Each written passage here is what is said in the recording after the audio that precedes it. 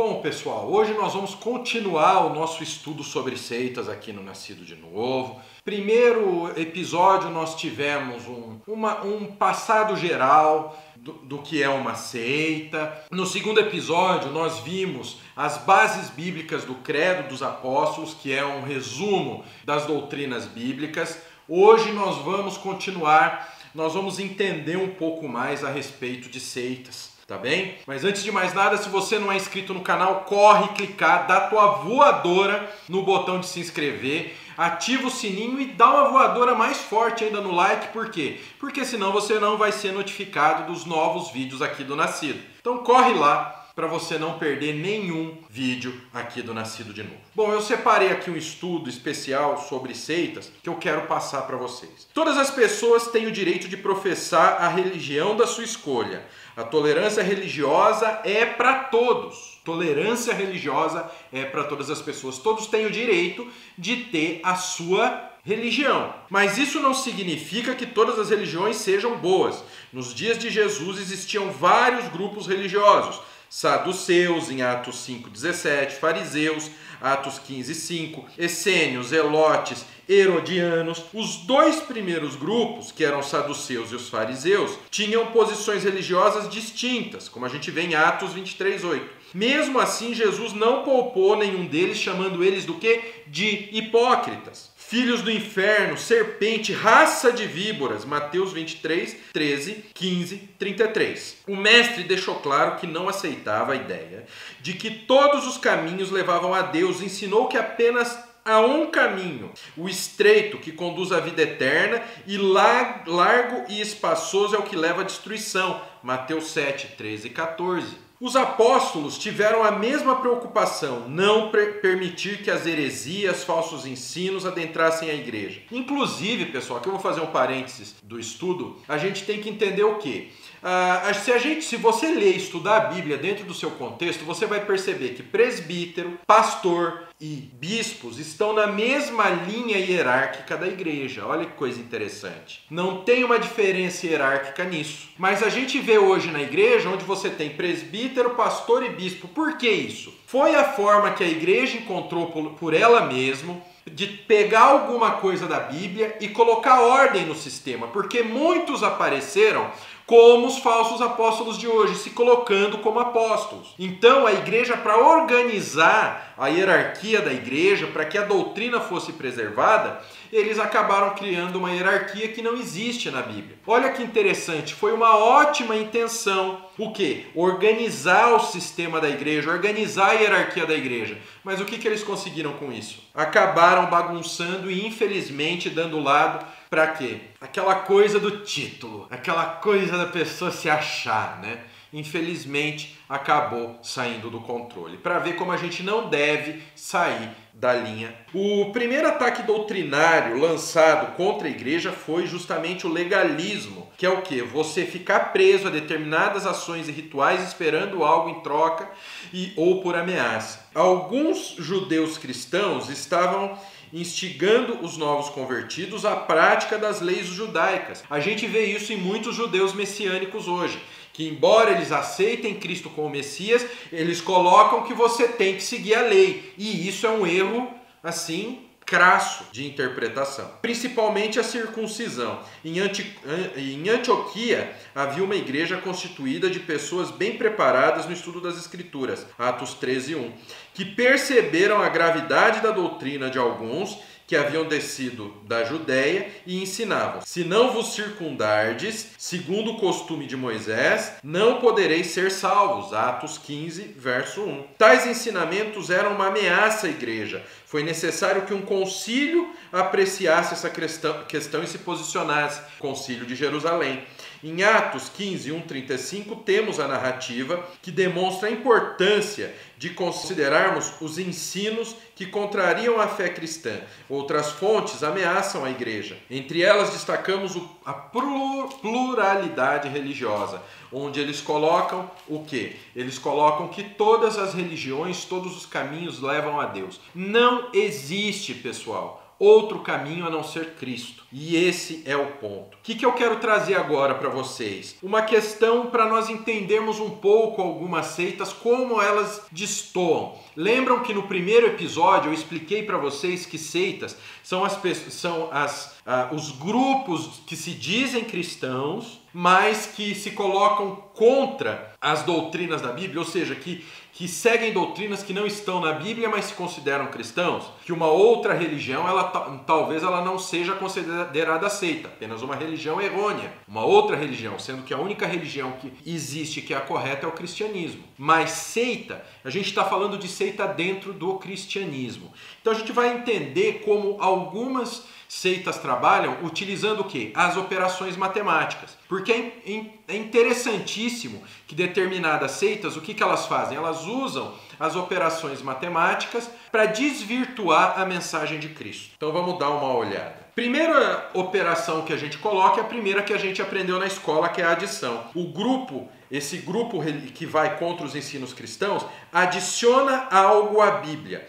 A sua fonte de autoridade não leva em consideração somente as Sagradas Escrituras. Ou seja, você tem as Sagradas Escrituras e você tem algo que é adicionado que tem o mesmo peso ou superior à Sagrada Escritura. Olha isso. A gente vê isso no Adventismo do Sétimo Dia, na Testemunha de Jeová. A gente vê isso. E a gente pode dizer, infelizmente, que o catolicismo romano a gente precisa ver porque eles aceitam a tradição. Mas isso a gente vai fazer um programa só a respeito disso. A gente não vai tratar desse assunto agora. Então vamos lá. Adventismo do Sétimo Dia. Seus adeptos têm os escritos de Ellen White tão inspirados quanto os livros da Bíblia, pois dizem que ela é uma profeta. E tá aí o problema de você colocar alguém como profeta de Cristo, pessoal, porque no momento que você aceita que aquela determinada pessoa é profeta, o que ela diz tem o peso de Bíblia. E isso, infelizmente, não pode ser verdade, porque a única palavra de Deus é a Escritura. Mas, pastor, a igreja adventista eu já fui visitar, eles não falam isso. Hoje eles não falam isso abertamente, mas no seu site tinha que isso daí dizendo que sim, que Ellen White tinha o peso da Bíblia. Hoje eles abafam isso, mas continuam fazendo isso dentro do seu culto, entendeu? Seus adeptos têm como escritos, têm os escritos de Ellen White tão inspirados quanto os livros da Bíblia. Declaram: cremos que Ellen White foi inspirada pelo Espírito Santo e seus escritos. O produto dessa inspiração tem aplicação e autoridade especial para os adventistas do sétimo dia. Negamos que a qualidade ou o grau da inspiração dos escritos de Ellen White sejam diferentes dos encontrados nas Sagradas Escrituras. Isso você encontra na Revista Adventista, que foi publicada em fevereiro de 1984, na página 37. Então não é o pastor Raul que está falando, mas a própria Revista Adventista. Tal alegação é altamente comprometedora. Diversas profecias escritas por Ellen White não se cumpriram. Isso põe em dúvida a alegação da inspiração de sua fonte. Isso sem a gente questionar certas afirmações historicamente atribuídas a Ellen White, que são no mínimo estranhas, mas que a gente não vai entrar em detalhe aqui, porque a gente não está aqui para discutir o caráter ou a sanidade até da Ellen White. Testemunhas de Jeová creem que somente com a mediação do corpo governante, que é a diretoria da seita, formada por um número variável entre 9 e 14 pessoas nos Estados Unidos, a Bíblia pode ser entendida. Eles declaram que meramente ter a palavra de Deus e ler não basta para adquirir o conhecimento exato que coloca a pessoa no caminho da vida. Isso está em A Sentinela, de setembro de 1991, na página 19. A menos que estejamos em contato com este canal de comunicação usado por Deus, não avançaremos na estrada da vida. Não importa quanto a gente lê a Bíblia. Tal conceito foi proferido por seu fundador, Charles Taze Russell, que afirmava que os seus livros explicavam a Bíblia de uma forma única. Por conta disso, a Bíblia fica em segundo plano nos estudos dos Testemunhas de Jeová, sendo usada apenas como livro de referência. A revista A Sentinela tem sido o principal canal utilizado pela seita para propagar suas afirmações. Seus candidatos ao batismo devem saber responder pelo menos 125 perguntas cuja maioria nega a doutrina bíblica evangélica. Certamente que, por suas literaturas, as testemunhas de Jeová estão impossibilitadas de compreender a Bíblia. Somente as escrituras sagradas contêm ensinos que conduzem à vida eterna. Adicionar algo à palavra de Deus é muito perigoso. Apocalipse 22, 18 e 19 é a base bíblica para essa afirmação. A gente tem o mormonismo, entendeu? Também, que tem a pérola de grande valor. A gente tem os Meninos de Deus, que dizem que é melhor ler os ensinamentos do David Berg. A gente tem a Igreja da Unificação, com o tal do Reverendo Moon. A gente tem os kardecistas, que têm a Bíblia como o segundo ou terceiro plano. Eles têm o Evangelho segundo o Espiritismo. A gente tem a Igreja de Cristo Internacional em Boston, que, segundo a visão do Kip Markin, seu fundador, outras interpretações são impedidas por um sistema intensivo de discipulado, de acordo com as regras dele, senão você não vai entender nada. E aí a gente tem uma resposta, pessoal, para isso. O apóstolo Paulo diz que as Sagradas Escrituras tornam o homem sábio para a salvação, pela fé em Jesus, 2 Timóteo 3,15. Logo, somente lendo a Bíblia, a pessoa vai encontrar a fórmula da vida eterna. Crê em Jesus. A Bíblia relata a história do homem desde a antiguidade, mostra como ele caiu no lamaçal do pecado. E se não for suficiente, declara que Deus não abandonou o homem, mas que enviou seu Filho unigênito para salvar. Assim, ao ler a Bíblia, o homem vai tomar conhecimento de que sem Jesus não há salvação. Não procurará a salvação em Buda, Maomé, Krishna ou em algum outro, nem mesmo numa organização religiosa. Isso porque a Bíblia é absoluta e verdadeira ao enfatizar que a salvação do homem vem exclusivamente por meio de Jesus. Bases bíblicas para isso tem João 1,45, João 5,39 a 46, Lucas 24, 27 até 44, Atos 4, 12, Atos 10, 43, Atos 3, 16, 30, 31, Romanos 10, 9 a 10. Outra artimanha usada pelas seitas é o que? Subtração.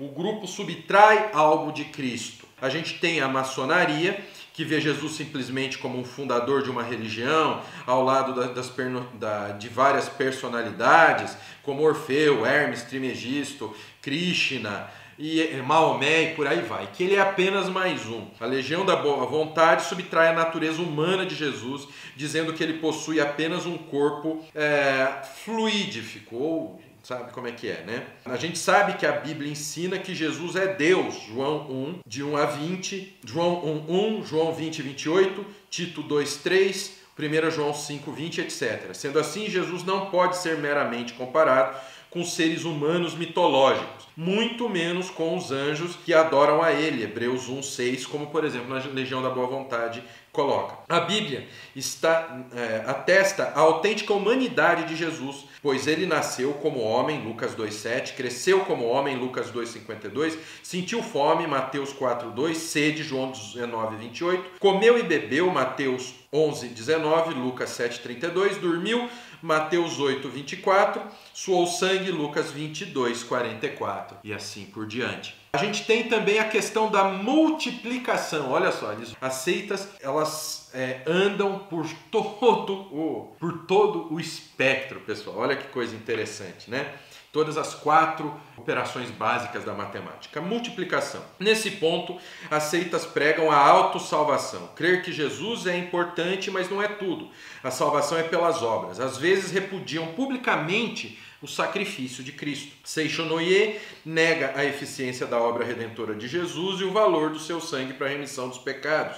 Os Mormons afirmam que crer no sacrifício expiatório de Jesus, mas sem o cumprimento das leis estipuladas pela igreja, não vai haver salvação. Testemunhas de Jeová dizem que a redenção de Cristo oferece apenas a oportunidade para alguém alcançar sua própria salvação por meio das obras. E aí vai. O Adventismo do sétimo dia diz que crê que a vida eterna só pode ser alcançada por aqueles que guardem a lei. A observância do sábado é essencial para a salvação. A Bíblia declara que todo aquele que nega a existência do pecado está mancomunado com o diabo, o pai da mentira, conforme João 8,44 e 1 João 1,8. A eficácia do sangue de Cristo para cancelar os pecados é a mensagem central da Bíblia, Efésios 1,7, 1 João 1, 7 a 9. e Apocalipse 1:5. Com respeito à salvação pelas obras, a Bíblia ensina claramente: somos salvos pela graça, por meio da fé. E isso não vem de nós, é dom de Deus, não vem de obras para que ninguém se glorie. Efésios 1:8 e 9. Praticamos as boas obras para sermos salvos. Ou por quê? Por resultado. Nós praticamos as boas obras por resultado de sermos salvos. Então a gente não pratica as boas obras para sermos salvos, mas porque somos salvos em Jesus Cristo nosso Senhor. Efésios 2:8 a 10.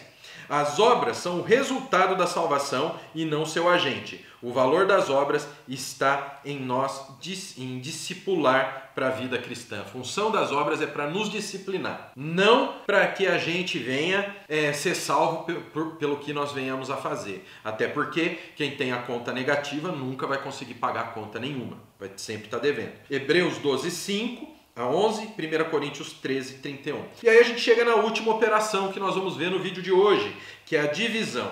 Nesse ponto, as seitas dividem a fidelidade dos adeptos entre Deus e a organização a que pertencem. Ou seja, quando desobedecem à organização ou à igreja que eles fazem parte, eles estão também desobedecendo ao próprio Deus, que não existe salvação fora desse sistema religioso que você faz parte. Quase todas as seitas pregam isso, sobretudo as pseudo-cristãs, que se apresentam como a restauração do cristianismo primitivo, que, segundo afirmam, sucumbiu à apostasia, afastando-se dos verdadeiros ensinos de Jesus. E acreditam que, em determinada data, o movimento apareceu por vontade divina para restaurar o que foi perdido.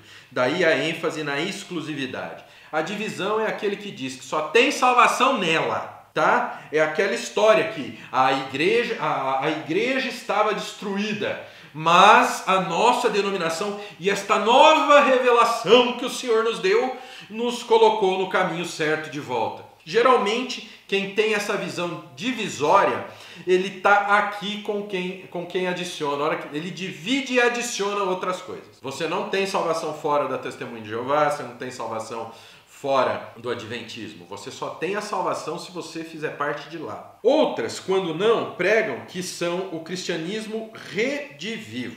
Ensinam que as religiões são boas, porém, somente a sua será responsável por unir todas as demais, segundo o plano de Deus, pois fora criada para esse fim. É o caso de Fé Bahá'í e outros movimentos totalmente malucos. No caso, por exemplo, do Henri Cristo, ele veio, entendeu? Ele se coloca como Cristo, por mais louco que isso pareça.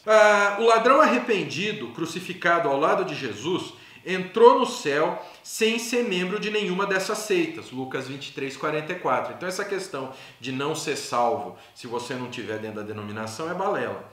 O pecador é salvo quando se arrepende. Lucas 13:3. E aceita Jesus como Salvador único e pessoal. Atos 16:30-31. Desse modo, ensinar que uma organização religiosa pode salvar é pregar um outro evangelho, porque apenas Cristo salva, apenas a graça, mediante a nossa fé, salva, somente Cristo salva. 2 Coríntios 11:4 e Gálatas 1:8. As seitas que assim agem estão, na verdade, dividindo a fidelidade a Deus com a sua organização, com a organização da seita, não de Jesus. Tirando de Jesus a sua exclusividade, que nos conduzia ao Pai, que está lá em João 14:6. Não há salvação fora de Jesus. Existe salvação fora das seitas, mas não há salvação fora de Jesus. Existe salvação fora das denominações, mas não há salvação fora de Jesus. Atos 4:12 e 1 Coríntios 3:11 fala isso. Então eu queria dar esse escopo para a gente encerrar nosso estudo sobre seitas. Se você quiser mais material sobre seitas, coloca a tua opinião aí que eu vou ter o maior prazer em responder, eu vou ter o maior prazer em trazer para vocês. Então é isso aí, pessoal. Esse foi o Nascido ESC de hoje. Eu estou fazendo o Nascido ESC bem longo, mas eu prometo que eu vou maneirar que os próximos serão mais curtos, eu acho. Mas é isso aí. Então fiquem de olho que semana que vem a gente tem mais Nascido ESC. Pessoal, olha só, aqui você gosta dos nossos conteúdos? Você acha que a gente te apresenta conteúdos cristãos? Então tá, não vou te pedir dinheiro. O que eu vou falar é para você clicar no link aqui embaixo, que tem todas as nossas redes sociais, nosso site, nosso podcast, nossos e-books grátis para você baixar, porque aí você vai para uma página que vai ter tudo isso e você vai receber mais conteúdo cristão, porque as nossas redes, nosso site, a gente apresenta mais conteúdo cristão para vocês. Então clica aí e vem participar com a gente. Que o Pai, o Filho e o Espírito Santo de Deus abençoe muito a vida de vocês. Até a próxima.